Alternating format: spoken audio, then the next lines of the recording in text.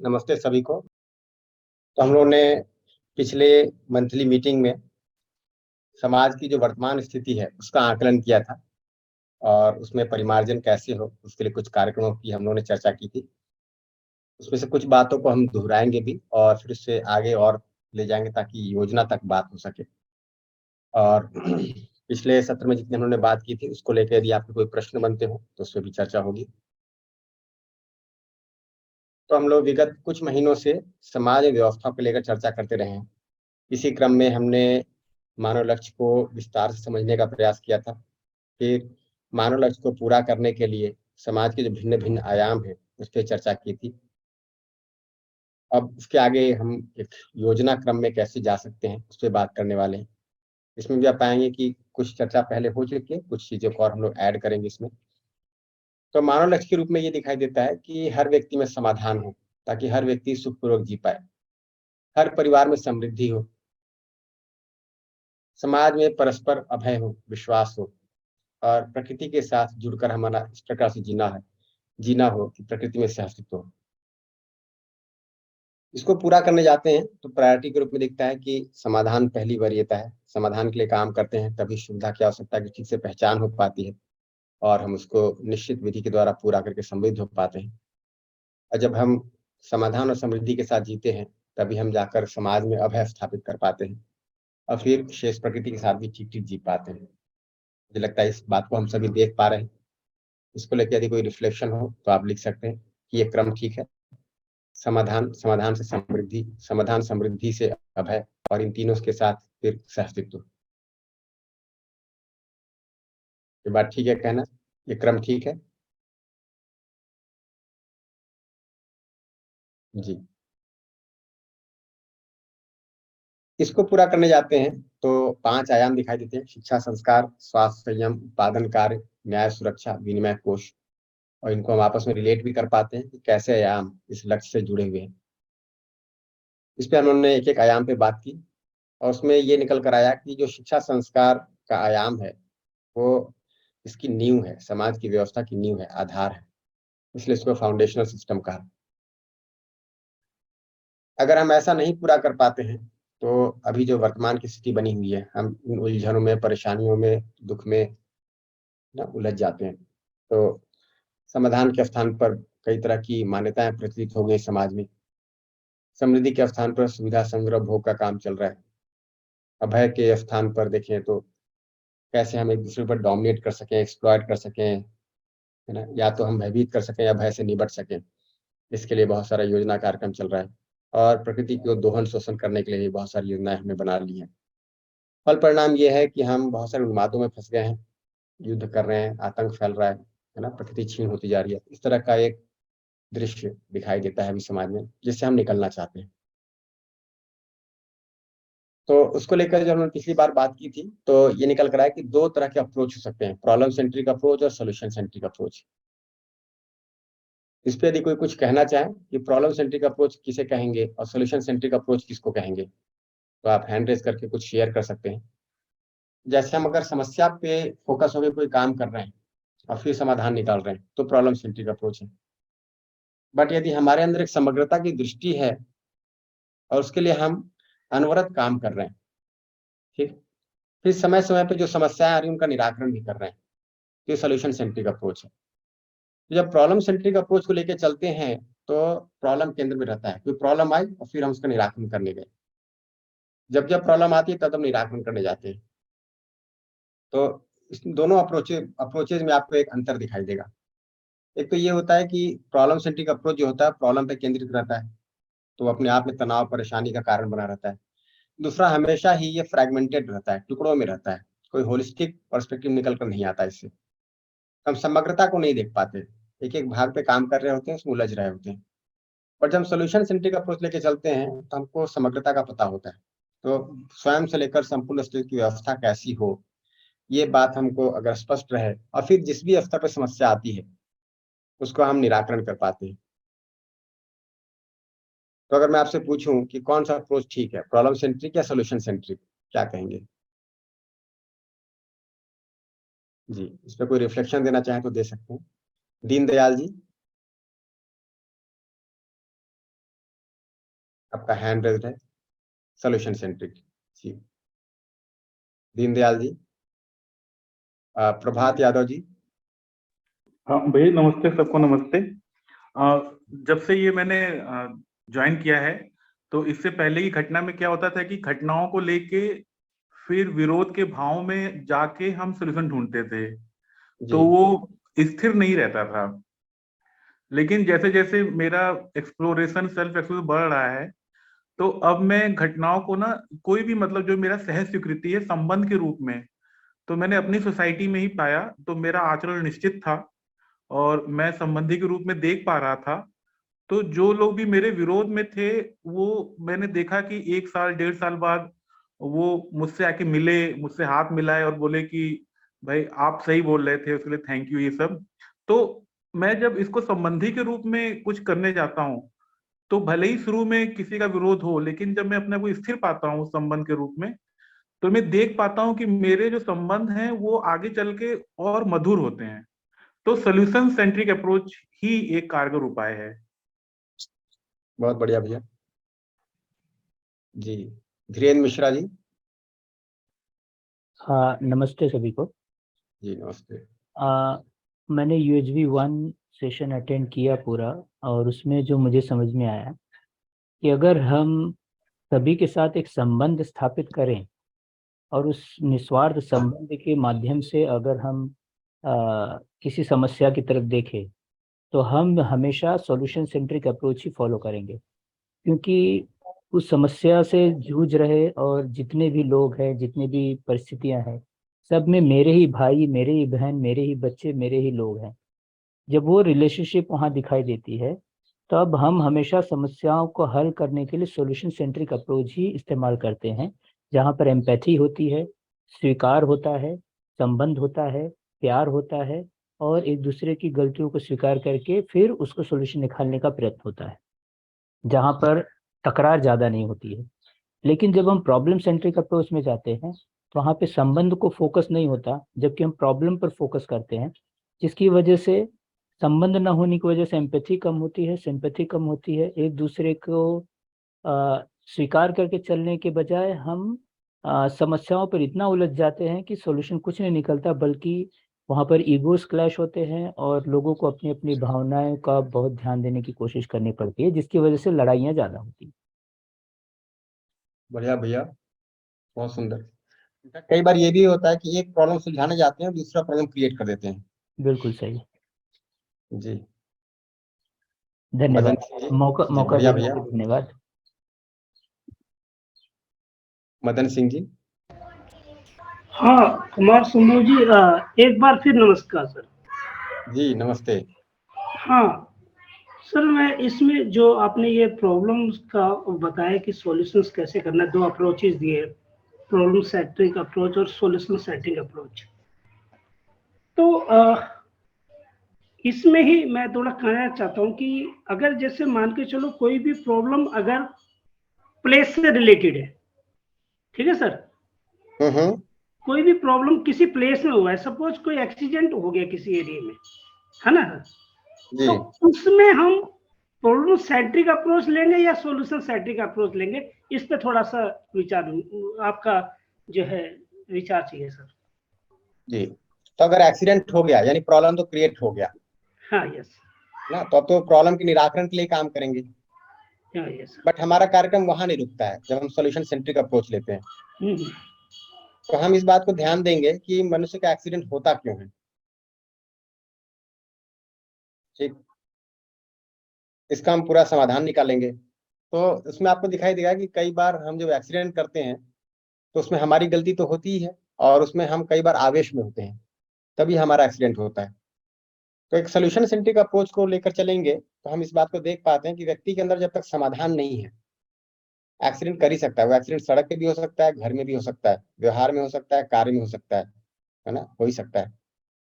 तो हम पूरे समाधान के लिए काम करेंगे। कि अगर व्यक्ति अपने आप में आवेश में नहीं है, शांत है, तो बहुत कम संभावना है कि एक्सीडेंट हो जाए। उसमें ये होता है कि मेरे अंदर आवेश नहीं है, अगले व्यक्ति के अंदर आवेश है।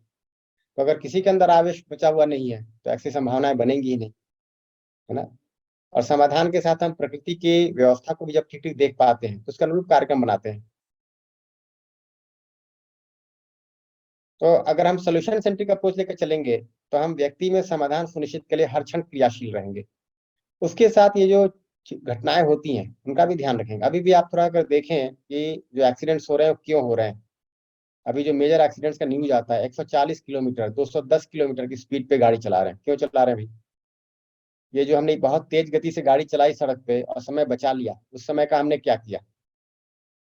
सदुपयोग किया, दुरुपयोग किया? ये बात स्पष्ट नहीं है। इतनी तेज गाड़ी क्यों चला रहे हैं, है ना? खुद भी एक्सीडेंट कर रहे हैं और दूसरों को भी खतरा बना रहे हैं। जो बाइक पे एक्सीडेंट हो रहे हैं क्यों हो रहे हैं? अपने को दिखता है कि लोग समय का सदुपयोग कैसे हो ये समझ नहीं पाते हैं। तो सड़क पे तो बहुत सारा समय बचाते हैं और घर पहुंच के व्यर्थ गंवाते हैं, ऑफिस पहुंच के व्यर्थ गंवाते हैं। घंटों घंटों हम निरर्थक चर्चा करते हैं, सड़क पे हम 5 मिनट बचाने के लिए एक्सीडेंट कर डालते हैं। तो ये हमको दिखता है कि इसका समाधान तो ये है कि लोग अपने आप में आश्वस्त रहें, तृप्त रहें, सुखी रहें, तो ये सब घटनाएं होंगी ही नहीं। हम दूसरा व्यक्ति गलती कर सकता है इसको हम ध्यान में रखकर ही गाड़ी चलाते हैं और अपनी तरफ से कोई गलती नहीं करते हैं। तो जब सोल्यूशन सेंट्रिक अप्रोच लेके चलते हैं तो हम व्यक्ति ऊपर काम करते हैं, व्यक्ति में समाधान के ऊपर काम करते हैं, है ना?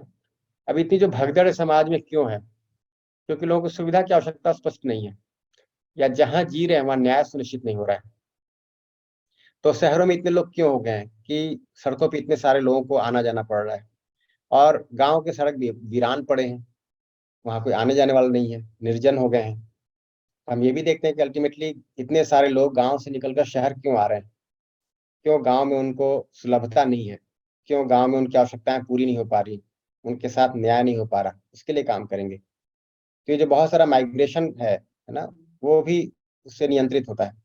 तो अगर गांव में रहते हुए हमारे शरीर के पोषण, संरक्षण, सदुपयोग की व्यवस्था हो जाए, तो हम जब गांव से निकलेंगे भी तो समाज की व्यवस्था में भागीदारी के लिए निकलेंगे, न कि अपनी आवश्यकता की पूर्ति के लिए निकलेंगे। अब हम समग्रता के साथ सोचते हैं तो हमको परिवार से लेकर विश्व परिवार की व्यवस्था कैसी हो वो स्पष्ट समझ में आता है, और उसके लिए हम क्रियाशील रहते हैं। फिर उसके क्रम में कहीं कोई अगर घटना दुर्घटना हो गई तो उसका समाधान भी दे पाते हैं। तो अगर कोई दुर्घटना हो गई है उस क्षण हमें क्या करना है, संबंध के भाव के साथ, व्यवस्था के भाव के साथ, उसको भी हम तय कर पाते हैं, और ऐसी घटनाएं ही ना हो उसकी दृष्टि हमारी बनी रहती है। अभी क्या होता है कि कोई एक्सीडेंट भी हो जाए ना, तो 2 लोग तो उठाने जाते हैं, 4 लोग वीडियो बनाते हैं कि नहीं। तो समाधान के साथ सोचते हैं, सोल्यूशन सेंट्रिक अप्रोच से सोचते हैं, तो फिर हमें पूरी बात समझ में आती है। जी ठीक है बात, Madan ji? Thank you sir, समझ में आ गया सर। मैं भी खुद एक्सप्लोर कर रहा हूँ, जी तो इसलिए क्वेश्चंस पूछ लिए और मैं भी इसमें और एक्सप्लोर कर रहा हूँ सर। थैंक यू सर, बढ़िया बहुत अच्छी तरह से बढ़िया बढ़िया एक्सप्लेन भैया। करने में सर। अमोल जी? धन्यवाद भैया। और एक प्रॉब्लम सेंट्रिक अप्रोच के बारे में और एक चीज ऐसी लगती है कि कई बार वो देखने प्रॉब्लम ही देखने लग जाते हैं हम कोई भी सिचुएशन में, और कई बार अपने पास क्या नहीं है इस पे ध्यान जाता है, क्या है इस पे ध्यान जाने के अच्छा मतलब बगैर, और क्या कितना भी बात। अच्छा हो हाँ तो वो भी एक हो जाता है। इसलिए मुझे लगता है कि समाधान केंद्रित ये जरूरी है। जी नहीं तो वो छिद्रान्वेषी बुद्धि जो रहती है वो जी जी जी ठीक बात है। जी जी। और तो जहां पे क्या है? हम भैया जहां पे हम लक्ष्य देते हैं वो अपने लाइफ में ग्रो हो जाता है ना, मतलब जहां पे ध्यान जाता है, तो हम अगर प्रॉब्लम्स पे ज्यादा ध्यान दे जाए और वहीं पे अटके रहे जी तो शायद प्रॉब्लम बढ़ते लगेंगे, मतलब बिल्कुल। जी जी कुछ प्रश्न भी हैं तो मैं उसको ब्रीफली रिस्पॉन्ड करता हूँ चैट बॉक्स में। तो उदाहरण लें अगर, तो अगर हम प्रॉब्लम सेंट्रिक अप्रोच से चलते हैं तो शरीर में बीमारी हो गई, उस बीमारी को ठीक करने के लिए हम कुछ प्रयास करते हैं। तो हमें डायबिटीज हो गया तो डायबिटीज को ठीक करना है, बीपी बढ़ गया बीपी को ठीक करना है, कोलेस्ट्रॉल बढ़ गया कोलेस्ट्रॉल को ठीक करना है, आदि आदि, है ना? ये प्रॉब्लम सेंट्रिक हुआ। सोल्यूशन सेंट्रिक के साथ देखते हैं तो हम सोचते हैं कि हमारे अंदर संयम का भाव कैसे सुनिश्चित हो, हम उसके लिए काम करते हैं। तो हम अपने आप में संयम का भाव सुनिश्चित करते हैं। तो डायबिटीज हुआ ही कैसे? क्योंकि हमने शरीर के रख रखाव में कुछ चूक की होगी। मतलब अगर जेनेटिक है तो एक अलग बात है, परंतु यदि हमने कोई शरीर के रख रखाव में चूक की है तभी ये बीमारी हुई होगी। ये बीपी कैसे बढ़ गया? हम तनाव में जी रहे होंगे तभी बीपी बढ़ गया। कि कोलेस्ट्रॉल क्यों बढ़ रहा है, तो खान पान में गलती है या फिर बहुत तनाव परेशानी है। तो अगर हम एक उदाहरण लें शरीर के स्वास्थ्य का भी, तो स्वास्थ्य के लिए समग्र दृष्टि बनना सॉल्यूशन सेंट्रिक अप्रोच है। ठीक, और कोई बीमारी हो गई उसका इलाज कराने के लिए उपाय ढूंढना प्रॉब्लम सेंट्रिक अप्रोच है। तो हम कई बार पाएंगे कि हम अपने जीने का पूरा तरीका ही वैसे बनाते हैं कि प्रॉब्लम ही केंद्र में रहता है कि भाई हमको वहां रहना है जहाँ पे नियर बाई बड़े हॉस्पिटल्स हों, ताकि जब भी कोई बीमारी हो हम दौड़ के पहुंच सकें। हम इसलिए योजना नहीं बनाते कि हम ऐसी जगह रहें जहाँ खुली हवा में सांस ले सकें, अच्छा वातावरण हो, शरीर का हम ठीक से ध्यान रख सकें, ठीक अच्छी चीजें उगा सकें, खा सकें, ताकि शरीर सहज रूप से स्वस्थ बना रहे। तो अगर हम सोल्यूशन सेंट्रिक के साथ सोचेंगे तो हम ऐसी योजनाओं पे काम करेंगे ताकि लोग संयम के भाव को ठीक ठीक निर्वाह में ला सकें।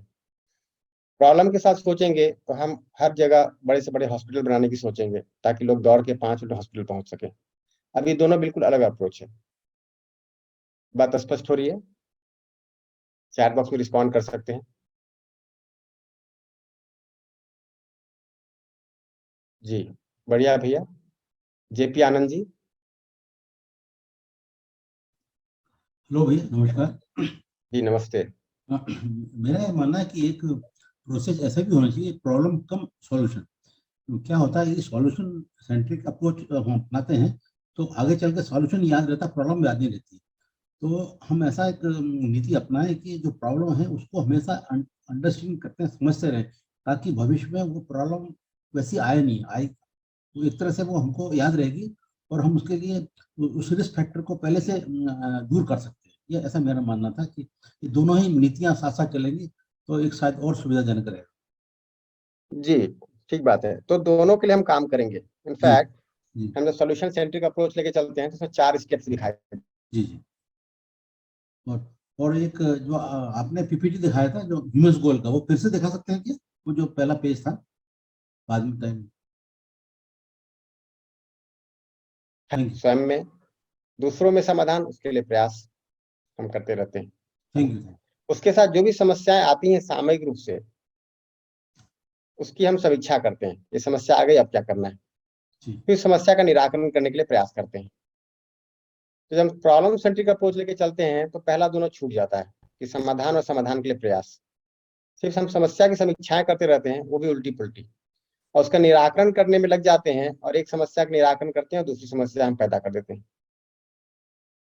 कि नहीं। अब जैसे ये हुआ कि भाई पौधे लगाए जाएं अधिक से अधिक ताकि हवा शुद्ध हो, तो हमने पौधे लगाने शुरू किए। अब कोई पौधा काट ले रहा है, अब क्या करें इस व्यक्ति का जो पौधा काट ले रहा है? उस पर तो हमारा ध्यान है नहीं, हम उसको मना करते हैं, नहीं मानता, फिर झगड़ा करते हैं, फिर झगड़ा बढ़ते बढ़ते युद्ध में चला जाता है। काम चले थे कि अधिक से अधिक हम पेड़ लगा पाए ताकि वातावरण शुद्ध हो, और कहाँ हम झगड़े में उलझ गए। तो अगर हम मानव के समझ के लिए काम नहीं करेंगे, कोई भी हम योजना बनाते हैं कहीं ना कहीं वो बीच में फंस जाता है। ये कठिनाई है। जी बढ़िया भैया, ये ठीक है। जी थैंक यू। धीरेन्द्र मिश्रा जी। नमस्ते भैया। जी नमस्ते। अभी सुनते सुनते एक बात ऐसे ध्यान में आई कि श्रीमद् भगवत गीता का एक श्लोक याद आया कि जिसमें भगवान कहते हैं प्रत्यवायो न विद्यते। प्रत्यवायो न विद्यते अर्थात कोई भी समस्या इस दुनिया में है ही नहीं, समस्या है ही नहीं। ये जो अप्रोच शुरू हो खड़ा होता है व्यक्ति के अंदर, वो तब हो सकता है जबकि वो देने वाले के हाथ पर विश्वास रखता है हर, और वो विश्वास रखता है कि मुझे जो भी परिस्थिति निर्माण हुई है वो सारी परिस्थितियां मेरे विकास के लिए है, और उस विकास के लिए दी गई परिस्थितियां हैं, उन परिस्थितियों में मुझे अच्छे से अच्छा कैसे जीना है, उसमें किस तरह से हमें और बढ़िया तरीके से मेरे मन की मजबूतता को बनाए रखना है, मुझे समाज में ऐक्य बनाए रखना है, अपने अंदर ऐक्य बनाए रखना है, अपनी परिस्थितियों में ऐक्य बनाए रखना है, और सभी के साथ में शांतिपूर्ण व्यवहार कैसे बनाए रखना है। इन सारी चीजों के ऊपर जब हम मन बुद्धि चित्त अहंकार सभी को साथ में लेकर कोहेसिवली निर्णय लेने का प्रयत्न करते हैं, तो उस समय मेरा प्रॉब्लम पर भी प्यार होता है, सॉल्यूशन पर भी प्यार होता है, क्योंकि प्रॉब्लम मेरे विकास के लिए आया है, और हमारे समाज के विकास के लिए आया है। तो हम पॉजिटिव दृष्टिकोण से उसकी तरफ देखते हैं तो सॉल्यूशन निकालना आसान हो जाता है। तो ये इस अप्रोच से जाए तो वो सॉल्यूशन सेंट्रिक अप्रोच जैसे आपने कहा वो यहाँ पर चरितार्थ होता है। थोड़ी सी भिन्न बात हुई है। आपका जो कहना है वो ये है कि हम प्रॉब्लम को एक अवसर के रूप में लें अपने विकास के लिए, है ना? हाँ। ठीक है, ये भी हम इसको जोड़ सकते हैं उसमें, परंतु जो सोल्यूशन सेंट्रिक अप्रोच है उससे और बड़ी बात है कि हम हर क्षण अपने में ज्ञान समाधान के लिए क्रियाशील हैं, दूसरे में ज्ञान समाधान के लिए क्रियाशील हैं, फिर जो सामूहिक रूप से समस्याएं आ रही हैं उसका हम निराकरण कर रहे हैं, और ये हम कह सकते हैं कि मेरे स्वयं मूल्यांकन के लिए समस्याएं मुझे अवसर दे रही है। तो ये ठीक है, ऐसा भी हम कह सकते हैं, परंतु अल्टीमेटली मुद्दा ये है कि जितना फैल कर मैं भागीदारी करता हूँ उतना मुझे स्वयं के विकास का अवसर मिलता है। उसमें समस्याएं भी आ सकती हैं। हाँ, इतना जरूर है कि जब हम एक सोल्यूशन सेंट्रिक अप्रोच लेकर चलते हैं तो हमको स्वयं में कोई समस्या नहीं दिखती। बाहर बिल्कुल हो सही। सकता है और बाहर भी घटनाएं हो सकती हैं, ठीक है ना? और बिल्कुल उसमें सही। मुझे अपनी भागीदारी स्पष्ट करनी होती है, इतना ही रहता है। बहुत बहुत धन्यवाद। जी, बहुत बढ़िया भैया। तो इस सोल्यूशन सेंट्रिक अप्रोच को लेकर जो पूरा कार्यक्रम चल रहा है, तो उसमें अगर देखें तो समग्र अस्तित्व के बारे में और मानव के अस्तित्व के बारे में समझ विकसित करने का काम हो रहा है। और इसको अगर हम देखें तो हम लोग अपने गोल्स को आइडेंटिफाई कर रहे हैं, और उसी क्रम में अ, हम समाज में इस लक्ष्य को कैसे पूरा करें, मानव लक्ष्य को कैसे पूरा करें, इसके भिन्न भिन्न आयामों पे काम कर रहे हैं। अभी हम सभी साथी मुख्य रूप से जिस आयाम पे काम कर रहे हैं वो शिक्षा संस्कार का आयाम है, उसको केंद्र में रखकर बात करेंगे। जो अभी तक मीटिंग्स की हमने हमने समाज के हर आयाम पे बात की है, जिसको हम लोगों ने पहले भी कहा। तो अगर एक ह्यूमन सोसाइटी के भिन्न भिन्न डायमेंशंस को देखें तो शिक्षा के आयाम और स्वास्थ्य के आयाम से ये होता है कि हमारा तन और मन, इनका स्वस्थ होना सुनिश्चित होता है, तो हमारा तन और मन स्वस्थ होता है। जब हम न्याय के आयाम पे बात करते हैं, उसके लिए योजना कार्यक्रम बनाते हैं, तो संबंध पूर्वक कैसे जिया जाए इसकी स्पष्टता बनती है, और हमारे संबंधों में परिमार्जन शुरू हो जाता है, परिवार में, परिवार के बीच, है ना? संबंधों में जहां भी हम काम करें, अपने वर्क प्लेस पे हमारा एक परिमार्जन शुरू होता है, क्योंकि अब हम भाव को केंद्र में रखकर व्यवहार कर रहे हैं, न कि एक दूसरे से अपेक्षा को रखकर। वैसे ही अगर देखें तो उत्पादन, सेवा, विनिमय, सदुपयोग, सुरक्षा, इन सब आयामों पर काम करते हुए जो सुविधा की आवश्यकता है उसको ठीक ठीक हम पहचान भी पाते हैं, उसको हम पूरा भी कर पाते हैं, और खुद भी समृद्ध हो पाते हैं, प्रकृति को भी समृद्ध बना पाते हैं। तो हम स्वयं में भी अपने आप में एक विकास कर पाते हैं, संबंधों में विकास कर पाते हैं, और परस्पर पूरकता को भी प्रकृति के साथ जुड़ के हम ठीक से निर्वाह कर पाते हैं। तो ये सारे आयाम हैं जो समाज में अभी भी हैं। उनमें बस इतना ही है कि गुणात्मक परिवर्तन की आवश्यकता है, और ऐसा भी नहीं कि अभी जो कुछ हो रहा है उसमें कुछ भी सार्थक नहीं है, बहुत सारा कुछ सार्थक है। वो जो जो कुछ भी अभी सार्थक हो रहा है उसको भी पूरा करने में कई पीढ़ियां लगी हैं, उन सबके प्रति कृतज्ञता का भाव है। जो कुछ शेष रह गया उसको पूरा करने की जरूरत है। तो कुछ आयाम जिसपे अभी हम लोगों ने डिस्कशन नहीं किया, एक है सेवा का आयाम। तो हम लोगों ने जो 5 आयामों पर बात की थी उनको आपस में अगर हम कनेक्ट करें तो सेवा का आयाम एक जुड़ता है। सेवा का आयाम क्या है, इसको अगर हम ब्रीफली देखें तो भिन्न भिन्न आयामों में काम करते हुए हमारी कुछ ऐसी भागीदारी भी होती है जिसमें न तो सुविधा का उत्पादन हो रहा है, न लेन देन हो रहा है, परंतु उससे वो आयाम बेहतर ढंग से काम कर पा रहे हैं।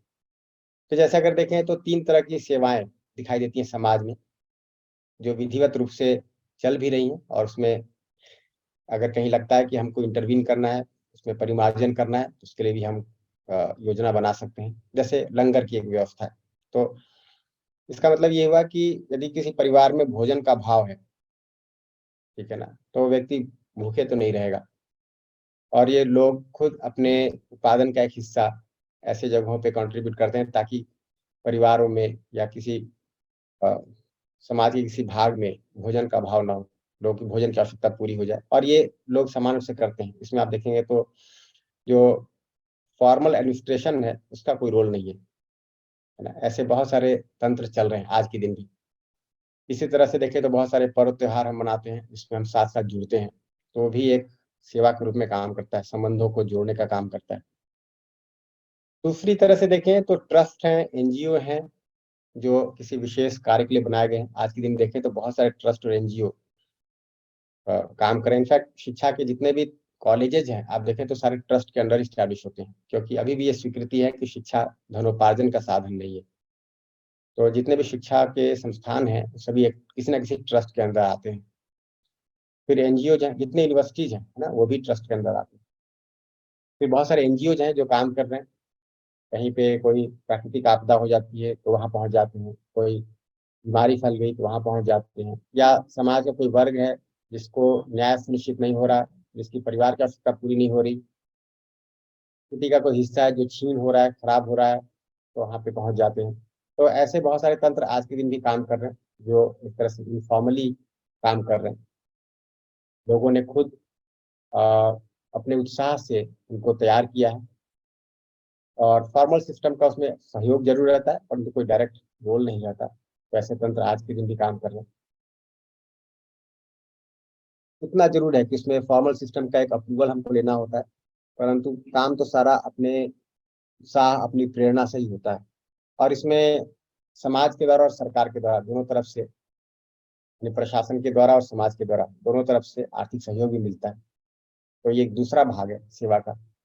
तीसरा भाग है जिसमें जो सारे तंत्र को आपस में जोड़कर चलाने का काम है ना, जो समाज में व्यवस्था को जब सुनिश्चित करने जाते हैं तो भिन्न भिन्न आयामों को आपस में कनेक्ट करने का काम है, एक दूसरे तक सूचना पहुंचाने का काम है, कोऑर्डिनेशन का काम है, ये भी एक तंत्र है। तो उसमें एडमिनिस्ट्रेटिव सर्विस जैसे आते हैं, जिसको हम लोग गवर्नमेंट कहते हैं, सरकार कहते हैं। इसका सही स्वरूप क्या होगा, ये जो हम समाज की व्यवस्था के बारे में जब हम स्टेप बाय स्टेप चलते हैं तो और ज्यादा स्पष्ट होता है कि 10 सोपानीय व्यवस्था से कैसे जो प्रशासन की सही व्यवस्था भी निकल कर आती है। तो ये जो सेवा की प्रशासनिक सेवा है, इसका इसकी जिम्मेदारी ये है कि जो समाज के भिन्न भिन्न आयाम है कैसे जुड़कर आपस में ठीक ठीक काम करें, जो उनका लक्ष्य है वो पूरा हो पाए, जिन लोगों के लिए काम करें लोग उनसे उनकी आवश्यकताओं को पूरी कर पाए। और इन तीनों ही तरह के सेवाओं का समाज में देखिए बहुत महत्वपूर्ण रोल है ना, पहला, दूसरा और तीसरा बहुत महत्वपूर्ण रोल है। इतना ही है कि अगर हम इस बात को देख पाए कि ये जो सेवा है इसका प्रयोजन लाभ कमाना नहीं है, दूसरे का शोषण करना नहीं है, या पद से सम्मान पाना नहीं है, परंतु इसका प्रयोजन तो यह है कि समाज में व्यवस्था बनी रहे। तो हम खुद ही प्रेरित होते हैं इसको करने के लिए और हम दूसरों को प्रेरित कर पाते हैं। अगर हम अभी भी देखें तो जिस तरह से पूरे यूनिवर्सल ह्यूमन वैल्यूज का कार्यक्रम चल रहा है, तो हम में से कोई व्यक्ति उसके लिए कोई रेमुनरेशन या कोई लाभ नहीं ले रहा है ना, और सभी लोग अपना समय भी लगा रहे हैं कि नहीं। तो एक सेवा के रूप में ये भी चल रहा है, जो शिक्षा का पूरा काम अभी चल रहा है एक सेवा के रूप में चल रहा है।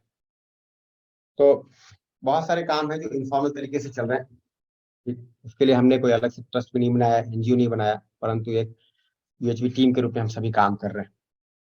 तो समाज में ये परंपरा पहले से ही रही है पीढ़ी दर पीढ़ी, और उसके लिए काम होता रहा है। जी, इतने बात को लेकर यदि कोई प्रश्न हो तो रख सकते हैं। मुझे जो रेज्ड हैंड्स है वो नहीं दिखाई दे रहे, आप लोग या तो माइक पास ऑन कर दे। मेरी आवाज ठीक से पहुंच रही है? जी जी, तो अटेंडीज में जिनका हैंड रेज्ड है वो नाम मुझे नहीं दिखाई दे रहा है।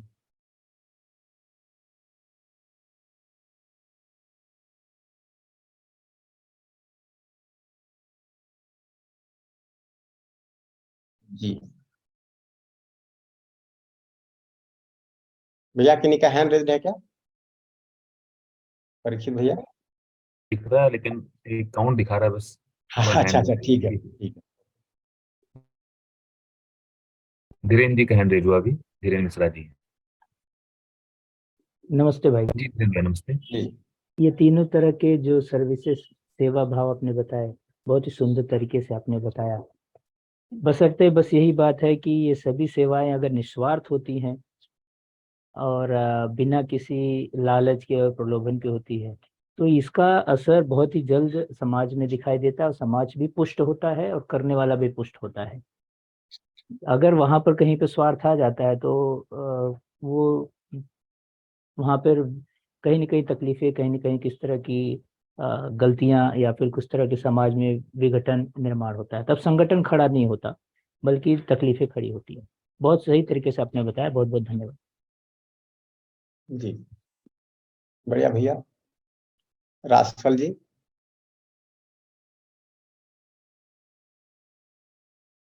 राजफल कौर जी।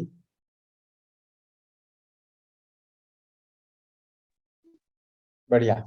तो जब जी हम इन 5 अंगों पे काम कर रहे होते हैं जी, जी सर। और हेलो सर। जी जी सर, बोल सकते हैं? हाँ बताइए। हाँ जी सर। सर जैसे मेरे को समझ आ रहा है, तो उस समझ में ऐसे लग रहा है कि अगर हम लोग की रिस्पॉन्सिबिलिटी सोसाइटी को नर्चर करने की बहुत ज्यादा बन जाती है। तो जैसे जैसे हम लोग अपने इसको समझते हैं, इस कंटेंट को, तो समझने के बाद वो जो डिजायर्स हैं, जहां तक मेरा जो डिजायर्स तक मैं जो समझ आता है कि जो हम लोग मानने हैं, मान्यताएं हैं, उस मान्यताओं पर जो डिजायर्स है हमारी, उस पे हमें काम, जहां तक मेरे को लगता है उस पे अभी हमें काम करना है। और उसके बाद कुछ और हम रिस्पॉन्सिबिलिटीज निभा सकेंगे, जब तक हम सेल्फ में इन चीजों को नहीं ला पाते। हाँ ठीक बात है, परंतु अपने आप जी में समझ को इंश्योर करने के लिए भी ना भागीदारी की आवश्यकता है। जब हम कहते हैं कि उसको जी कर देखें प्रस्ताव को, तो जितना हम फैल हाँ के जी। भागीदारी करते हैं उतना हम उसको जी कर देख पाते हैं, उसका मूल्यांकन भी कर पाते हैं। जी सर, वो हाँ जी, जब तक हम जिएंगे वो एक प्रैक्टिस नहीं कर पाते ना, तो फिर हम वो इंश्योर भी नहीं हो पाते। फिर जी प्रैक्टिस जी करना कि यही हमारे लिए, मेरे को ऐसा लगता है कि इस पे ही काम हमें पहले बहुत ज्यादा करना पड़ेगा। तभी हम कुछ रिस्पॉन्सिबिलिटीज नियर अबाउट हमारे जो मेंबर्स हैं उन पे हम ऐसे, उनकी हमारी रिस्पॉन्सिबिलिटीज है कि हम उनको, वो हमसे वैल्यूज को समझेंगे। अगर हम उस पे फॉलो अप कर रहे हैं तो वो लोग ऑटोमेटिकली वो समझने लग जाएंगे, ऐसा लग रहा है। जी ठीक बात। ऑटोमेटिकली ना भी कहें तो हमारी भी कुछ भागीदारी होगी, उनका भी कुछ ध्यान आकर्षण होगा। तो हाँ समय देखिए जी स्वयं में जी जी, सुनिश्चित करना ही बिल्कुल मुख्य सही मुद्दा है। सर। आप जी जी पाएंगे जी, कि स्वयं में ही समय लगता है जो लगता है, ठीक है ना। यस सर, अभी समाज में इतने बिल्कुल लोग सही। पहले से समझने के लिए तैयार बैठे हैं कि हम उन तक पहुंच नहीं पा रहे हैं। जी जी नहीं। जी। जी पर वो हम लोग के ऊपर ही एक ऐसा है कि हम लोग जब अपने पे प्रैक्टिस नहीं करेंगे ना, वहां तक हम उनको आकर्षित नहीं कर पाएंगे। जी जी ध्यान आकर्षण नहीं कर पाएंगे, ठीक बात है। हाँ जी हाँ, उनका ध्यान आकर्षण नहीं कर पाएंगे। सही सर। सर अभी जरा शब्दों का मेरे पास इतना वो नहीं है ना, हाँ प्रैक्टिस। ठीक है तो बढ़िया है। आप रोज हाँ जी। मॉर्निंग सेशन में भी जुड़ रही हैं हाँ और जी। मीटिंग से भी आ रही है, बहुत अच्छी संभावना है जी। हाँ जी, वो शब्दों के लिए ना अभी मेरे ना ऐसे लग रहा है कि उतना कॉन्फिडेंस नहीं आ रहा। सर कोई बात आपके नहीं। पास तो बहुत सारा भंडार है, ऐसे लग रहा है कि हमारे पास भी अगर प्रैक्टिस करे तो शायद वहां तक पहुंच पाना कितना टाइम लगेगा, ये सोचने को मेरे को ऐसे लग रहा है कि ज्यादा टाइम चाहिए शायद। कोई बात नहीं, देखिए समय हम सबके पास उतना ही है ना, धीरे धीरे हम उसका सदुपयोग बढ़ा देते हैं, इतना ही है।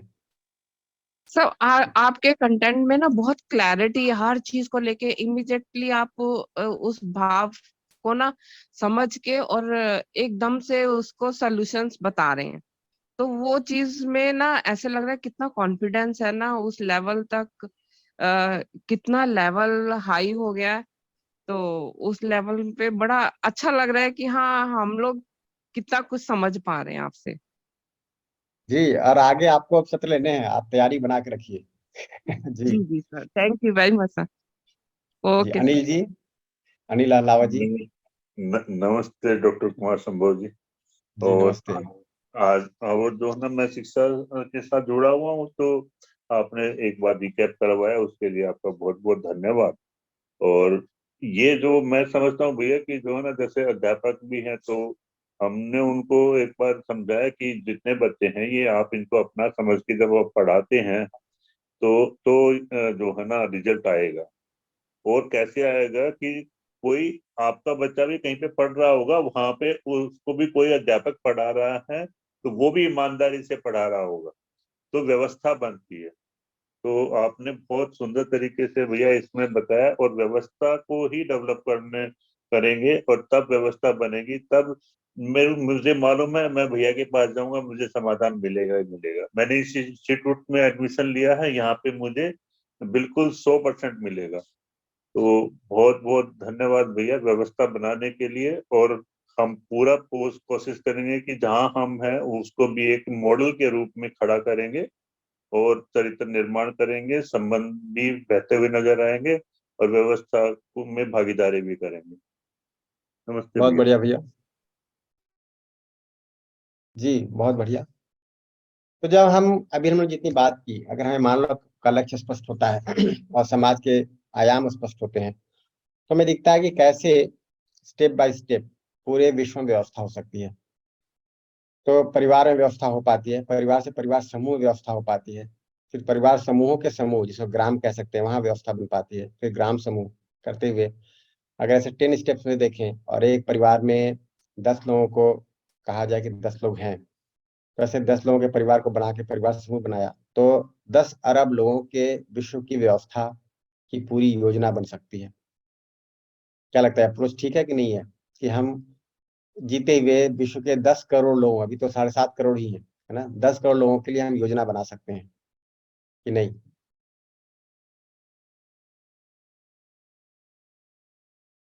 क्या लगता है, कहना ठीक है? इतनी दृष्टि तो फैलनी ही चाहिए अपने, कि हम घर बैठे बैठे 10 करोड़ लोगों की योजना तो कम से कम बना पाए, क्रियान्वयन भी करते रहेंगे समय के साथ साथ। सुनील कुमार जी, 10 हेलो, अरब मेरी 10 आवाज करोड़ नहीं जी। एक ऐसा था कि समाज के अंदर जितने 100% लोग हैं तो उसके अंदर से 70% पीपल्स आर फॉलोअर्स होते हैं, और जो बचे हुए % लोगों के अंदर जिसकी संख्या ज्यादा होती है, सपोज अगर ये अच्छे लोगों का समूह अगर 16% उससे आता है तो 70% लोग उनको फॉलो करते हैं।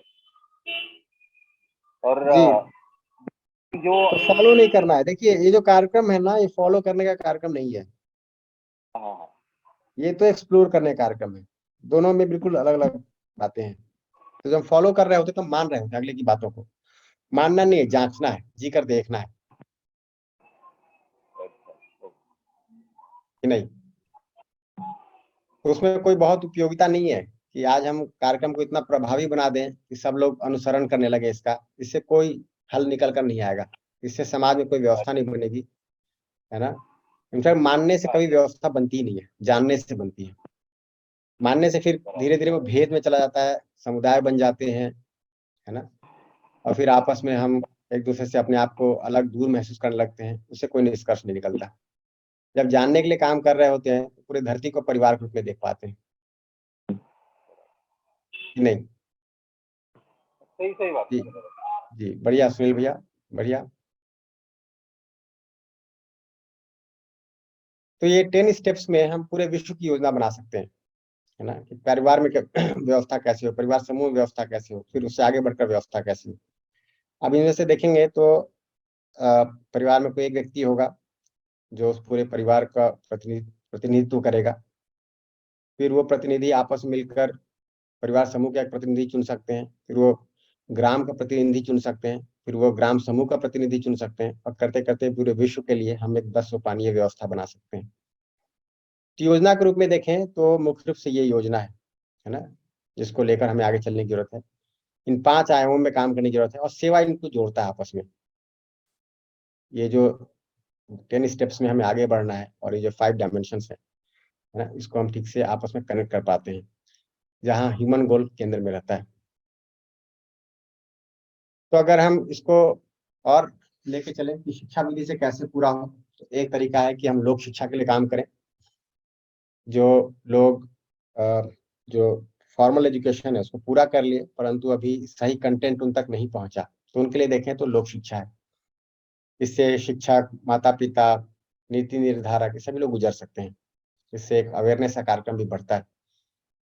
तो ऐसे कई वर्कशॉप चलाए गए हैं, अभी भी चल रहे हैं। इसमें समाज के भिन्न भिन्न लोगों के साथ, आयामों में रहे लोगों के साथ ऐसे वर्कशॉप्स, ऐसे मीटिंग्स होती रही हैं। विधिवत रूप से जब हम उसको शिक्षा तंत्र में लाते हैं तो शिक्षा संस्कार का कार्यक्रम तैयार होता है, जिसमें कुछ लोग जो समझ पा रहे हैं वो अन्य लोगों के लिए एक कोर्स करिकुलम विकसित कर पाते हैं, बच्चों के लिए एक निश्चित पाठ्यक्रम, निश्चित कोर्स विकसित कर पाते हैं, ऐसे प्रोजेक्ट्स तैयार कर पाते हैं जिससे बच्चे ध्यान दे सकें, अपने ऊपर काम कर सकें और बच्चों के सही शिक्षा संस्कार के लिए वातावरण तैयार कर पाते हैं। तो शिक्षा संस्कार का कार्यक्रम है। और उसके बाद देखें तो शिक्षा संस्कार से आगे बढ़ते हुए 5 आयाम और 10 सोपान में काम करने के लिए कार्यक्रम है कि जहां से हम एक अखंड समाज सार्वभौम व्यवस्था के लिए निश्चित कार्यक्रम दे पाते हैं। तो अगर हम इसको ठीक ठीक पूरा कर पाते हैं तो परिवार से लेकर विश्व परिवार तक व्यवस्था को सुनिश्चित कर पाते हैं, एक मानवीय समाज को स्थापित कर पाते हैं, है ना। और इसमें भी देखिए अभी हमको लगता है कि सब कुछ नए सिरे से करना है, तो ऐसा नहीं है। समाज एक हद तक तो व्यवस्थित है ही, ठीक है ना। अभी भी हम घर से निकलते हैं तो ऐसा कोई भय नहीं होता कि कोई हमारे ऊपर बम पटक देगा, गोली मार देगा, ऐसा तो है नहीं। निकलते हैं, घूमते फिरते हैं, ठीक। मेट्रो में आप देखिए तो इतने लोग भरे हुए हैं और सब बेफिक्र रहते हैं कि कोई किसी की जेब नहीं काट रहा। तो इतना अभय तो अभी भी समाज में है, ठीक। उसको और जो शेष है उसको पूरा करना है। तो परिवार से लेकर पूरे विश्व परिवार तक के लिए योजना बनाई जा सकती है। अभी अगर हम सिर्फ लोक शिक्षा के लिए काम करें तो उसका 10 साल में हम एक व्यक्ति को जोड़ पाए, अगले 10 सालों में वो 10 लोगों को जोड़ पाए और 100 सालों में इस तरह से 1000 करोड़ लोग ना इसमें तैयार हो सकते हैं। शिक्षा संस्कार का कार्यक्रम अगर बन जाता है तो और कम समय लगेगा, और यदि हम समाज के हर आयाम पे काम कर पाते हैं तो और कम समय लगेगा। अभी हम कहाँ खड़े हैं उसका एक आकलन करने की जरूरत है।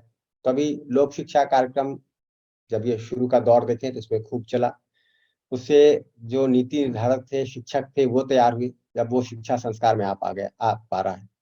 तो अभी हमेशा अधिकांश साथी जो हैं वो शिक्षा संस्कार कार्यक्रम से जुड़े हुए हैं। उसमें भी देखें तो हायर टेक्निकल एजुकेशन से जुड़े हुए ज्यादा लोग हैं, हायर एजुकेशन से जुड़े हुए लोग भी हैं, स्कूल एजुकेशन से जुड़े हुए लोग भी हैं, और अभी हम काम कर रहे हैं और इसको और पुष्ट करने की जरूरत है। तो अभी हम लोगों ने हायर टेक्निकल एजुकेशन के लिए करिकुलम बनाया, एक वैल्यू एजुकेशन का कोर्स आया, फिर उसके बाद स्टूडेंट इंडक्शन प्रोग्राम इंट्रोड्यूस किया गया, उसके बाद देखें तो कुछ माइनर डिग्री के कोर्सेज भी आए हैं। अब उसके बाद जो काम है करने का कि हम इसको मूल्य आधारित शिक्षा बना पाए, तो शिक्षा संस्कार में एक पर्याप्त स्कोप है। ये तो सिर्फ हायर टेक्निकल एजुकेशन की बात है। एजुकेशन के दूसरे प्रोग्राम्स में अगर देखें हायर एजुकेशन में तो उसमें भी एक काम हो सकता है, और फिर प्राइमरी से लेकर हायर सेकेंडरी तक, तो इसमें पर्याप्त रोल है, पर्याप्त भागीदारी हम सबके करने के लिए, है ना। इसको हम जितना सटीक ढंग से कर पाएंगे ये आगे का जो काम है और आसान होगा।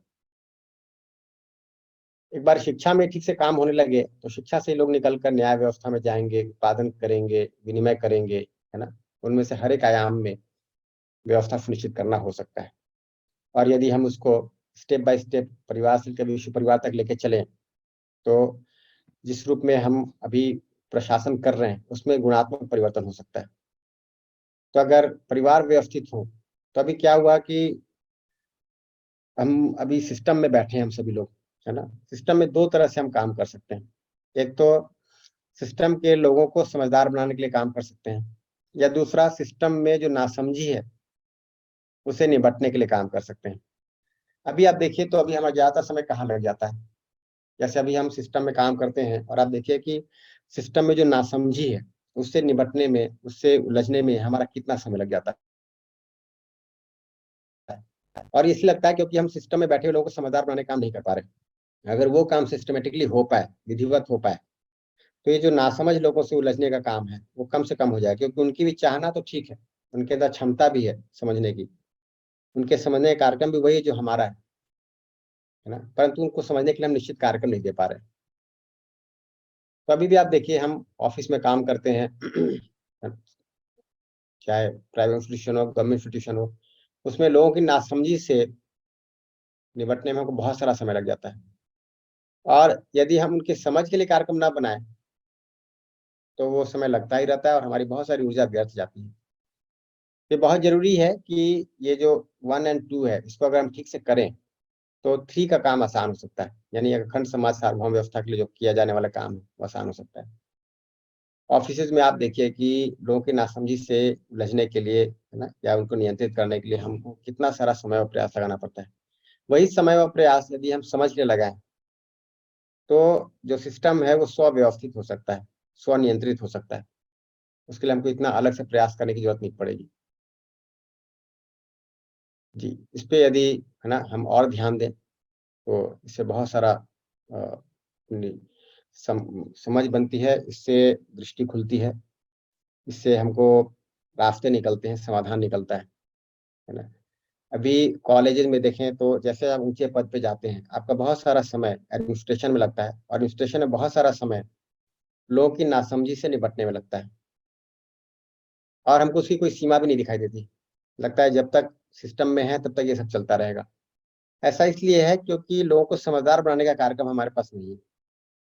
अगर उस कार्यक्रम को हम सुनिश्चित कर पाए, है ना, तो ये सारा समय बच सकता है।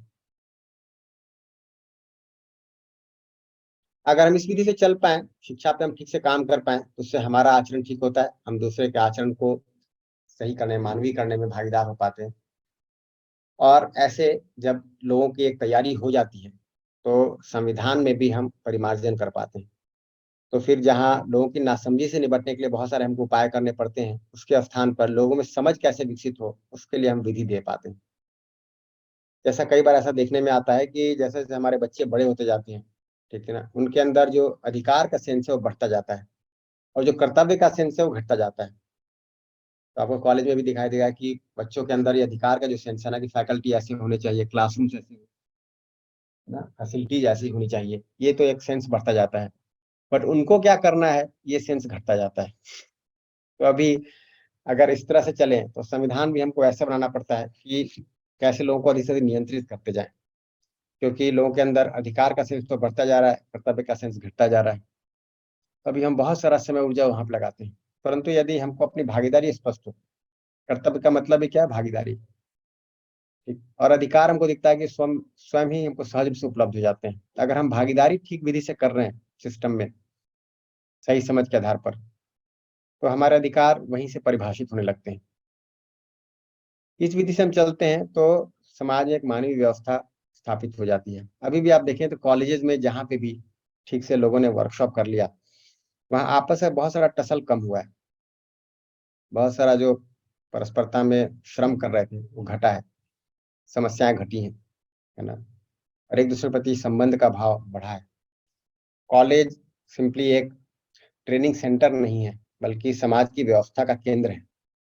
कॉलेज मियरली एक हमारे लिए सुविधा उपार्जन करने का साधन नहीं है, पैसा कमाने का साधन नहीं है, परंतु एक हमारे लिए भागीदारी का साधन है समाज की व्यवस्था में।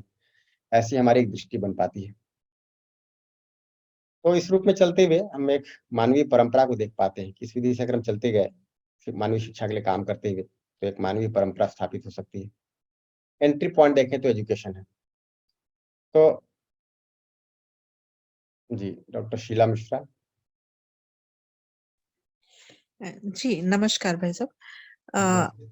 इसमें बहुत अच्छे सुझाव भी हैं, परंतु जिस प्रकार से अपने यहाँ एडमिनिस्ट्रेशन या प्रशासनिक व्यवस्था इस समय जिधर जा रही है, वो हमें लगता है कि समझ के बजाय दबाव बना करके कार्य लेने की पद्धति पे ज्यादा है। एग्जाम्पल के लिए एक छोटा सा एग्जाम्पल है कि टीचर्स को बायोमेट्रिक के द्वारा मॉनिटर किया जाना या इतने घंटा वहां बैठने के लिए मॉनिटर किया जाना, क्या यह उचित नहीं होगा कि उन शिक्षकों के लिए इसी प्रकार की वर्कशॉप करा के उनमें दायित्व बोध, उनकी भूमिका के निर्वहन के प्रति सचेत किया जाना, और स्वयं अगर वो कार्य करने के लिए प्रेरित होंगे तो एक स्टूडेंट्स के लिए जो उनको वॉच कर रहा है या गैर शिक्षणेतर कर्मचारी जो उनको वॉच कर रहे हैं, उन पर भी एक अच्छा संस्कार, अच्छा प्रभाव पड़ेगा, बजाय इसके कि उनको ये देखते हुए कि किसी और काम के लिए निकले और अटेंडेंस लगा दी, फिर किसी और काम के लिए निकल जाते हुए फिर अटेंडेंस लगा दी। तो इससे तो लगता है कि आर्टिफिशियल इंटेलिजेंस का उपयोग करके जो कार्य पर दबाव बनाने का प्रयास चल रहा है, और संस्कार और चरित्र पर अच्छे से काम नहीं हो पा रहा, मूल्यों पर। तो इस पर किस तरह से मतलब हम लोग काम कर सकते हैं कि ये व्यवस्था मानवीय मूल्यों पर आधारित हो जाए, प्रशासन भी मानवीय मूल्यों पर आधारित हो। जी, तो उसी के लिए तो हम एकत्र हुए हैं। जी जी जी, बिल्कुल बिल्कुल। जी। नहीं, इसका कुछ प्रपोजल कैसे मतलब जा सकता है कि दिशा सही हो जाए, बाकी तो धीरे धीरे कार्य होगा।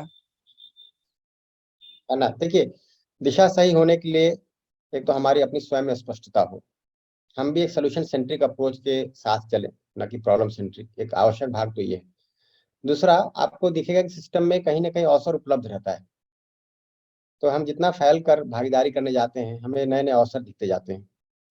तो आज के दिन भी देखें तो शिक्षा में सिस्टम ने इतना अवसर तो दे दिया है, जिसको सदुपयोग करना भी एक बड़ा काम है। उसके लिए बहुत सारी तैयारी चाहिए। जैसे अभी AICTE ने ही अपने 10,000 कॉलेजेस के लिए प्रोविजन क्रिएट कर दिया है। अगर हम इन 10,000 कॉलेज में इस एजुकेशन को इफेक्टिव बना पाए, हम इंडक्शन प्रोग्राम को या सेकेंड ईयर के कोर्स को या माइनर डिग्री को इफेक्टिव बना पाए, उससे ही बहुत सारा परिवर्तन दिखाई देगा। अगर इफेक्टिवली हम उसको कंडक्ट, बट इफेक्टिव बनाने के लिए जो अपनी तैयारी है उसको हमको और बढ़ानी पड़ेगी, कई गुना बढ़ानी पड़ेगी। तो अवसर तो है सिस्टम में। वैसे ही आप देखें कि और भी कई अवसर खुले हैं। अभी स्कूल एजुकेशन में भी ले जाने की बात है। NCERT के जो डायरेक्टर हैं उन्होंने भी कहा है कि इसको स्कूल्स में लागू करिए। UGC में बात हुई है कि इसको कॉलेज में, सारे कॉलेज में लागू करिए। तो सिस्टम में अवसर की कमी नहीं है ना। अब जो कमी है वो ये है कि लोग और कैसे तैयार हों, ताकि हम लोग जहाँ जहाँ अवसर मिल रहे हैं उनका हम सदुपयोग कर पाए। प्राइमरी सेकेंडरी एजुकेशन में भी MP में अवसर बन गया है, तो अवसर तो बनते जा रहे हैं, है ना, सिस्टम में। उसके सदुपयोग करने की बारी है। जी जी, ये जो HRDC सेंटर्स हैं, ह्यूमन रिसोर्स डेवलपमेंट सेंटर्स हैं यूनिवर्सिटीज में, क्या उनके पास भी ऐसा प्रपोजल गया हुआ है कि ऐसे मानवीय मूल्यों पर आधारित इस प्रकार की वर्कशॉप कराई जाए? ये तो एक बार देख सकते हैं HRDC में गया है कि नहीं, परंतु AICTE में गया है, UGC में गया है ना, और NCERT में भी जाने की बात है। तो जो जी, टॉप गवर्निंग बॉडीज है वहां तो चला गया है। और वहां से विश्वविद्यालयों तक आने का फॉलो अप किया जाना है या कुछ उस पर सूचना है, अपडेट्स है? ये जो थोड़ी टेक्निकल डिटेल्स हैं, ये थोड़ा बाद अच्छा में हम लोग अच्छा डिस्कस अच्छा कर अच्छा, सकते हैं। ठीक हाँ ठीक हाँ, ठीक ठीक उसके बारे में सूचना ले ठीक है, सकते हैं कि जी अभी जी, क्या स्टेटस है। धन्यवाद। जी, धन्यवाद भैया। बढ़िया दीदी। तो अगर एजुकेशन की बात करें तो दिखता है कि बेसिकली मुख्य मुद्दा तो व्यक्ति में सही समझ, सही भाव का विकास है, ताकि उसके अंदर उसके अनुरूप जीने की एक तत्परता, एक निष्ठा बन जाए। उसके क्रम में फिर जो भी स्किल्स अक्वायर करने हैं, जो भी टेक्निकल नो हाउ चाहिए उसको ले पाए, जो ट्रेनिंग चाहिए वो ले पाए। और इसीलिए जरूरी है कि शिक्षा में परिमार्जन हो, ताकि शिक्षा मानवीय बने, है ना। और इस मानवीय शिक्षा से ही हमें अभी तक जितनी बात हुई उसकी पूरी क्लैरिटी बन पाती है। और शिक्षा का मतलब खाली पढ़ना लिखना नहीं है, ये बात हमको समझ में आए। तो शिक्षा का मतलब पढ़ना लिखना नहीं है, ठीक। पढ़ना लिखना उसका एक भाग है, उसको इनेबल करता है समझने को, कि नहीं। तो इसलिए ये जो दृष्टि है हमारी शिक्षा के प्रति, शिक्षा का मतलब पढ़ना लिखना, पढ़ने लिखना, पढ़ पढ़ पैसा कमाना, उस पूरी दृष्टि में परिमार्जन की जरूरत है। और इसमें आप पाएंगे कि शिक्षा में अगर प्रोविजन हो भी जाए ना, तो जो पेरेंट्स हैं, जो माँ पिता हैं, अभी उनकी भी ऐसी दृष्टि नहीं बन पा रही है। तो अपने को दिखता है कि शिक्षा में जब हम काम कर रहे होते हैं, तो हम कल के पेरेंट्स, कल के टीचर्स, कल के पॉलिसी मेकर सबको तैयार कर रहे होते हैं। यदि स्कूल में भी हम काम कर रहे हैं, तो जरूरी है कि हम स्कूल में जिन जिन अभिभावकों के बच्चे आकर पढ़ रहे हैं उनके साथ हमारा संवाद हो। कॉलेज में हम पढ़ा रहे हैं, तो कॉलेज में जिन पेरेंट्स के बच्चे आ रहे हैं उनके साथ हमारा संवाद हो, है ना, ताकि एक शिफ्ट मिल सके एक विजन में।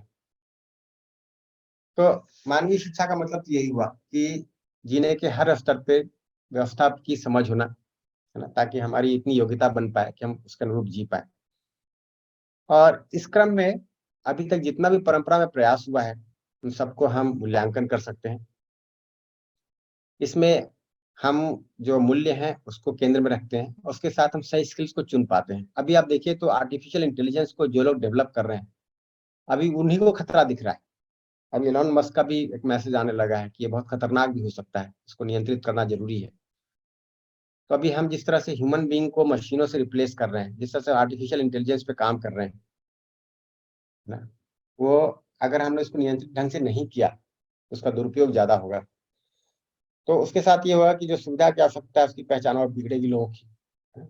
और जो उत्पादन तंत्र है वो भी बिगड़ेगा। तो ये बहुत जरूरी है कि आज के दिन कम से कम कि इस तरह के कंटेंट पे ठीक से बात हो, और उसको हम ठीक से शिक्षा में समायोजित कर पाए। नहीं तो अभी प्रतिस्पर्धा के लिए, क्योंकि एक देश ने एआई पे काम कर लिया तो हमको भी करना है, एक कंपनी ने काम कर लिया तो हमको भी करना है ना। एक कंपनी ने अपने एम्प्लॉयज को ले ऑफ करके एआई इस्तेमाल कर लिया तो हमको भी करना है। तो इससे तो संघर्ष बढ़ेगा समाज में। तो शिक्षा को मानवीय करना बहुत आवश्यक है।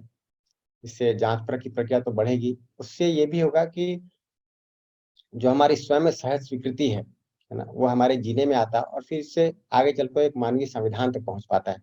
अभी देखें तो जो नेशनल एजुकेशन पॉलिसी 2020 है, उसमें इन बातों को समावेश किया गया है। ये एक तरह से देखें तो संविधान में ही इंटरवेंशन की तरह है कि कम से कम नीतियां तो बनने लगी। आज से 20 साल पहले देखें तो इस बात पे प्रश्न चिन्ह होते थे कि क्या मूल्यों को पढ़ाया जा सकता है, क्या क्लासरूम में मूल्यों को पढ़ाया जा सकता है। अब सभी कह रहे हैं बिल्कुल पढ़ाया जा सकता है, और उसको विधिवत कैसे पढ़ाया जाए उसकी योजनाएं बन रही हैं कि नहीं। एक बहुत बड़ा शिफ्ट तो मिला है समाज में। नैक, एनबीए, इन सब में भी इसको स्थान दिया गया है। अब अगर हम इसको ह्यूमनिस्टिक एजुकेशन को स्टेप बाय स्टेप लेके चलेंगे, कैसे उसको हम क्रियान्वित करेंगे एक योजना के रूप में, तो सबसे पहला काम है कि जैसे अभी हम जितने साथी जुड़े हैं, हमारा स्वयं में तो परिमार्जन हो, तो हम स्वयं में परिमार्जन कैसे कर पाएंगे। तो उसके लिए वर्कशॉप्स हो रहे हैं, मीटिंग्स हो रहे हैं। सुबह का जो सत्र है उसके फोकस में यही है कि हम व्यक्तिगत रूप से अपने आप में परिमार्जन को सुनिश्चित कर पाए। फिर उसके साथ एक मास अवेयरनेस डेवलप हो पाए हमारे वातावरण में, हमारे आसपास। तीसरा कि इसमें हम मेन स्ट्रीम एजुकेशन में कोर्सेज को ला पाएं और उसको वैल्यू बेस्ड एजुकेशन का रूप दे पाएं। और चौथी बात अगर कहें एजुकेशन के टर्म्स में, तो ये है कि जो हमारा एजुकेशनल इंस्टीट्यूशंस हैं वो होलिस्टिक लिविंग के केंद्र बने, मॉडल्स बने, और वैसे कम्युनिटी में भी होता है, मोहल्ले में, गांव में, समाज में ऐसा सुनिश्चित हो पाए। ये 4 स्टेप्स हमने पिछली बार भी बात की थी, इसको थोड़ा हम लोग और अभी थोड़ा सा और डिस्कस करते हैं, एक्सप्लोर करते हैं। तो अभी देखें तो हमारी स्थिति कुछ ऐसी हो सकती है कि जीव चेतना में जी रहे हैं और सुविधाओं में उलझे हुए हैं, जैसे समाज की ऐसी स्थिति बनी हुई स्थिति जो नीचे है। इससे हम परिमार्जन करके ये जो वांछित स्थिति यहाँ पहुंच पाए, ताकि हम स्वयं में मानव चेतना को इंश्योर कर पाए, समाज में मानव लक्ष्य को इंश्योर कर पाए। और हम सभी इस काम में लगे भी हुए हैं। अभी हम संडे का दिन मिला है ना, उसमें भी हम 2 घंटा यदि समय दे रहे हैं इस चीज के लिए, इसका मतलब कि हमारी प्रेरणा तो बन पाई इंडिविजुअल ट्रांसफॉर्मेशन के लिए। ये कहना ठीक है कि नहीं? आप सभी इंडिविजुअल ट्रांसफॉर्मेशन की प्रायोरिटी को देख पा रहे हैं, तभी आज इस सत्र में जुड़े हैं। ये कहना ठीक है नहीं ठीक है? जी, अमोल जी कह रहे हैं ठीक है जी, बहुत अच्छा। तो हम सभी इसके लिए काम कर रहे हैं, है ना। इसमें हम जितना और भागीदारी बढ़ाएंगे अपनी मानवीय समाज के क्रम में, उतना हमारा स्वयं में परिमार्जन होगा, और जितना स्वयं परिमार्जन होगा उतना सटीक भागीदारी कर पाएंगे। तो ये जो स्वयं में हम परिमार्जन के लिए काम करते हैं वो परस्परता में परिमार्जन करता है। परस्परता में जो परिमार्जन होता है वो स्वयं परिमार्जन में सहयोग करता है। दूसरा जो काम है कि हम मास अवेयरनेस डेवलप करें। तो जैसे अभी सुबह के सत्र में भी चर्चा होती है, तो कई सारे मुद्दे आते हैं जो हमारे परिवार से जुड़े हैं, मित्रों से जुड़े हैं, और कई बार लगता है कि क्या हम इनको ट्रांसफॉर्म कर भी सकते हैं या नहीं, क्या इनका अभी तक जो मान्यताएं बनी हुई है उसके साथ ही हमको एडजस्ट करना पड़ेगा, या इसमें हम कुछ परिवर्तन ला सकते हैं। तो एक मास अवेयरनेस की जरूरत है, फैमिली मेंबर्स के साथ, फ्रेंड्स के साथ। अब तो जो हमारा एक सहज रूप से परिवार बना हुआ है उसमें हार्मनी कैसे बढ़े, उसमें लोग कैसे अपने आप में एक्सप्लोर करना शुरू करें, कैसे हमारे संबंध पुनर्परिभाषित हो, जो ही मान्यताओं पे या संवेदनाओं पे आधारित है उसके स्थान पर सही समझ, सही भाव पे आधारित हो। अभी जो हमारी पुरानी मित्र मंडली है ना, जिससे अब हमको प्रश्न करने में, बात करने में संकोच लगता है, ऐसा कई बार शेयरिंग आता है, मॉर्निंग सेशन में भी आता है कि पुराने मित्रों का क्या करें, अभी वो लोग वहीं फंसे हुए हैं, हम निकल पा रहे हैं ना, उनको ड्रॉप कर दें या उनके साथ रिलेशन को कंटिन्यू करें।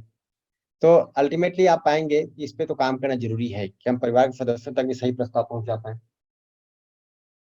और मित्रों तक भी सही प्रस्ताव पहुंचा पाए। फिर उसके बाद ये भी है कि ऐसे कई लोग हैं समाज में जिनमें दिखता है कि वो समाज में परिमार्जन के लिए पहले से इच्छुक हैं, है ना, कुछ ना कुछ कर रहे हैं अपने एंड पे। तो कैसे हम उन तक सही प्रस्ताव पहुंचा पाए। कोई प्रकृति को लेकर कुछ काम कर रहा है, कोई स्वास्थ्य लेकर कोई काम कर रहा है, सामाजिक न्याय को लेकर कुछ काम कर रहा है।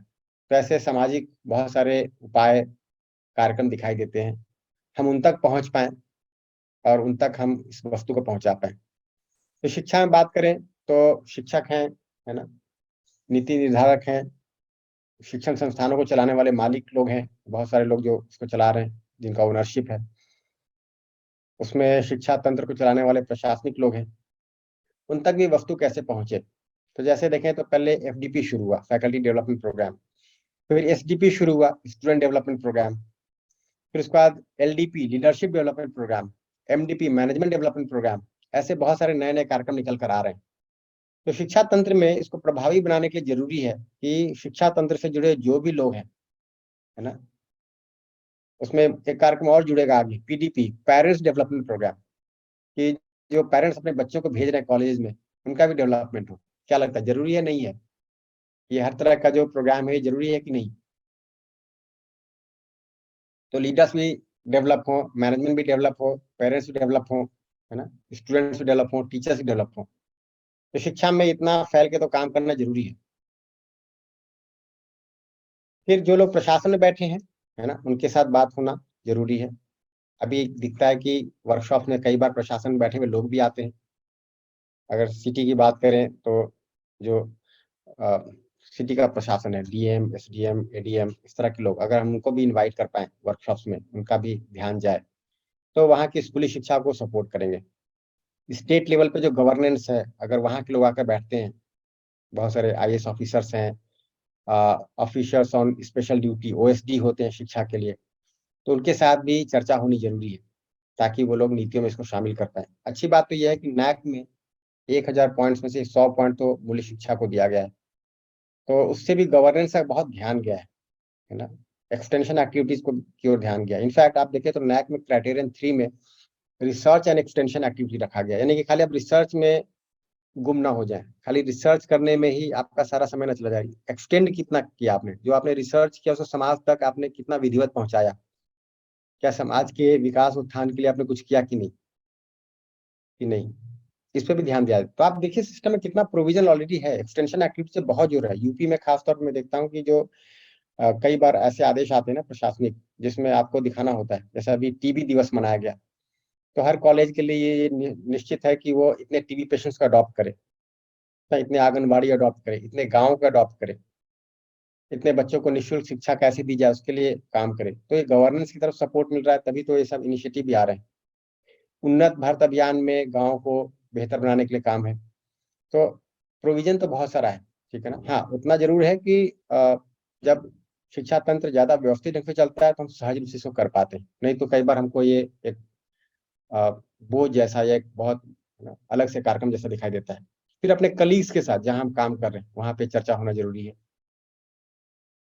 फिर अगर हम मेन स्ट्रीम एजुकेशन में इसको वैल्यू बेस्ड बनाने जाते हैं तो SIP और सेकेंड ईयर कोर्स तो चल रहा है, उसके बाद बहुत सारे और कोर्सेज को शामिल कर सकते हैं। माइनर डिग्री अभी आ गया है, तो माइनर डिग्री के कोर्सेज जो यहाँ लिस्टेड है उसके लिए हम फैकल्टी तैयार कर सकते हैं। तो अभी जैसे मॉर्निंग सेशन में हम लोग UHV 3 रन कर रहे हैं, है ना, ये UHV 4 है, 5 है, 6, 7, 8, अभी इतने सारे कोर्सेज बचे हुए हैं, तो इतना सारा तो काम बचा हुआ है करने के लिए कि नहीं। तो इस तरह के कोर्सेज और इफेक्टिवली रन कैसे हो ताकि बच्चों में सही समझ विकसित हो, बच्चों का सही की ओर ध्यान जाए। फिर उसी क्रम में देखें तो MHRD है, UGC है, इसमें भी दीदी कह रही थी, AICT है, ICMR है, इन सारे काउंसिल्स बोर्ड्स में बात होनी जरूरी है ना। फिर इसी क्रम में देखें तो जो डेवलपमेंट प्रोग्राम्स जिस पर हमने बात की, जो ह्यूमन वैल्यू रिसोर्स सेंटर्स हैं ऐसे डेवलप करना, नेशनल कॉन्फ्रेंसेज, इंटरनेशनल कॉन्फ्रेंसेज करना, ये सब योजनाओं में शामिल है। फिर इस पे बहुत सारा R&D हो सकता है ना। जैसे अभी आप देखिए हैप्पीनेस इंडेक्स जिस तरह से विश्व भर में बनाया गया है, वो दिखता है कि उसमें बहुत सारा सुधार की गुंजाइश है। तो इस पे R&D जरूरी है कि हैप्पीनेस इंडेक्स कैसे बने, है ना, कैसे वो जो कमियां हैं उसको हम दूर कर पाए। तो R&D की बहुत ज्यादा आवश्यकता है, ठीक है ना, खासतौर पर ह्यूमैनिटीज में बहुत सारी आवश्यकता है। फिर उसके बाद जो अगला कार्यक्रम बनता है कि हम अपने एजुकेशनल इंस्टीट्यूशंस को कैसे हम मॉडल बना पाए, समाज की व्यवस्था के केंद्र बना पाए, है ना। तो इसमें अभी जो कॉलेज में R&D हो रहा है वो सुविधाओं को लेकर ज्यादा हो रहा है, टेक्नोलॉजी को लेकर, साइंस को लेकर ज्यादा हो रहा है। ह्यूमन डेवलपमेंट कैसे हो इसके लिए कम हो पा रहा है। तो ये पूरे R&D को भी शिफ्ट करने की जरूरत है। और इसमें कई कॉलेज में गंभीरतापूर्वक काम भी हो रहा है। ऐसे देश में पहले यूपी में कुछ कॉलेजेस ही थे जो एक मॉडल बनने का प्रयास कर रहे थे, अभी देश के अन्य राज्यों में भी ऐसे कॉलेजेस उभर कर आने लगे हैं। अभी जहां जहां हम लोग रीजनल कॉन्फ्रेंसेस या नेशनल कॉन्फ्रेंसेस कर रहे हैं, वहाँ पे भी एक ऐसी गंभीरता दिखाई देती है। ऐसे और बहुत सारे संस्थान तैयार हो रहे हैं। तो पूरी योजना के रूप में देखें तो इतनी बात है कि एक तो समाज की अभी जो वर्तमान स्थिति है, वहां से मानवीय समाज में परिमार्जन की आवश्यकता है, और उसके लिए 2 अप्रोच ले सकते हैं, एक तो समस्या केंद्रित और एक समाधान केंद्रित। तो दिखता है कि समाधान केंद्रित अप्रोच ही हमको सहज रूप से स्वीकार होता है, और जब समाधान केंद्रित अप्रोच को लेकर चलते हैं, हमको मानव लक्ष्य की स्पष्टता होती है। मानव लक्ष्य को पूरा करने के लिए समाज के भिन्न भिन्न आयामों की स्पष्टता होती है। कैसे पूरा विश्व एक समग्र व्यवस्था के रूप में स्थापित हो सकता है, इसकी स्पष्टता बनती है। मानवीय परंपरा की स्पष्टता बनती है, जिसमें शिक्षा, आचरण, संविधान, व्यवस्था की स्पष्टता होती है। और फिर इसको जब हम पूरा करने जाते हैं तो शिक्षा तंत्र में क्या क्या काम करना है ना, उसकी स्पष्टता होती है। तो मेरे अनुसार इतनी बात थी।